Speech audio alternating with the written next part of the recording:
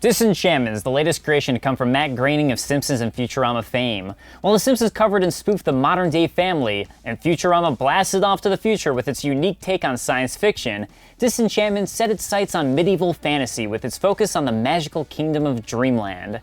So the question becomes, is the third time going to be just as magical, or is Disenchantment lacking in the charm of the former Matt Groening creations? I'm Dave Klein, and I think I've exceeded the fun limit for a video in that last sentence. Also, watch to find out if part 1 of Disenchantment is worth watching.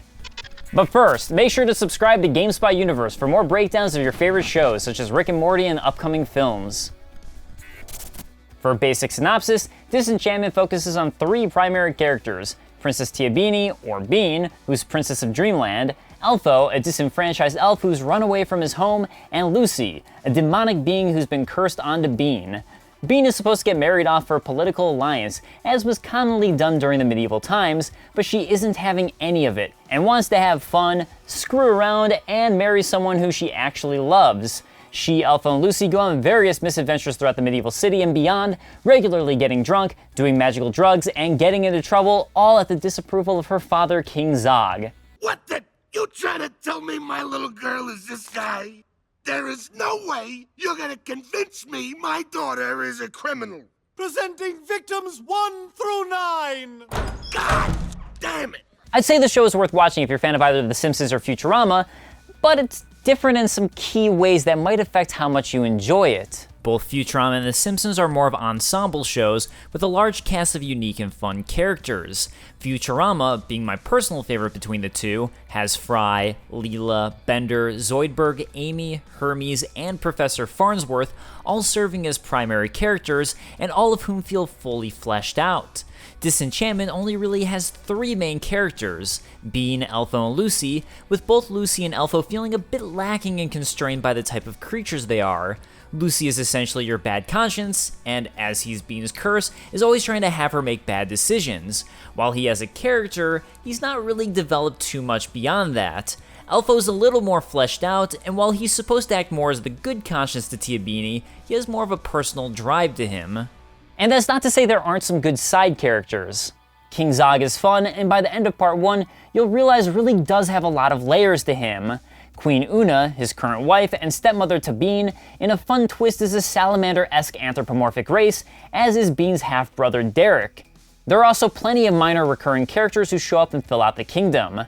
And while I did enjoy some of the characters, none of them stood out in the same way as characters from The Simpsons or Futurama.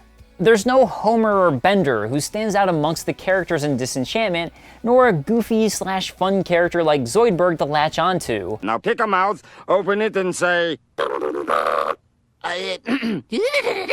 What? My mother was a saint! I honestly found Elfo a little annoying, and Lucy to be just sort of there. Bean feels kind of like an adult Bart Simpson by always rebelling, and while she's fine, it doesn't have the same sense of comedy fun as a main character like Fry, who's more aloof and unaware, allowing for comedic situations to happen around him. Another unique element to Disenchantment is thanks to Netflix. While The Simpsons is a show you don't need to watch in order, and Futurama is an episodic show which slowly introduces story elements that carry over time, Disenchantment is much more of a serial. Episodes oftentimes directly lead into one another, with one continuous overarching story taking place the entire time. Which isn't good or bad, it's just a different format than we've seen in a Groening cartoon before. As far as the humor is concerned, it's totally subjective, but I personally found it to be very hit or miss. A lot of humor from Futurama, and at least the beginning of The Simpsons back when it was at its prime, was character-driven humor. Characters would often be put in precarious, or sometimes normal situations, and the humor was derived from them acting like themselves in those situations and ending up in a comical circumstance. Wait, mister, you're drinking a candle. You don't want to get wax in your mouth, do you? Maybe I do, son. Maybe I do. In Futurama, for example, Fry's ineptitude and not understanding certain inventions from the future leads him into all sorts of problems. Or him inevitably trying to show off in front of Leela and getting himself in way over his head. With Disenchantment, outside of being a horrible drunk, Bean is mostly well able to fend for herself, so a lot of the humor ends up coming from the side characters or one-off characters doing something dumb. Hey, You can't park on my lawn. My flaming arrow says I can. You've got a talking flaming arrow? What? No, it's just a regular arrow. Well, I'm sorry. Would help us. This style of humor was definitely still present in Futurama and The Simpsons, but Disenchantment feels like it relies more on these types of jokes, which makes them a little more predictable. And all of this makes it sound like I'm completely bashing on Disenchantment, but I'm not. It's still an enjoyable show to watch, and has plenty of fun with its premise. Most of my complaints really stem from the inevitable comparisons to Futurama and The Simpsons, both of which I think are better shows. But I found the characters growing on me over time, and I think the show started to find its pace in the later episodes, especially as some of the more minor characters began to get fleshed out. So I do think part 1 of Disenchantment is worth checking out. You'll know by the end of the first couple episodes if it's for you or not, and if you're a huge fan of Futurama or The Simpsons, just level your expectations a little bit before going into this. Have you seen Disenchantment yet? What were your thoughts on part 1 of the series, whether you disagree with me or agree with me? And if you haven't seen it, are you considering checking it out? Let us know in the comments below, and I'll see you guys next time.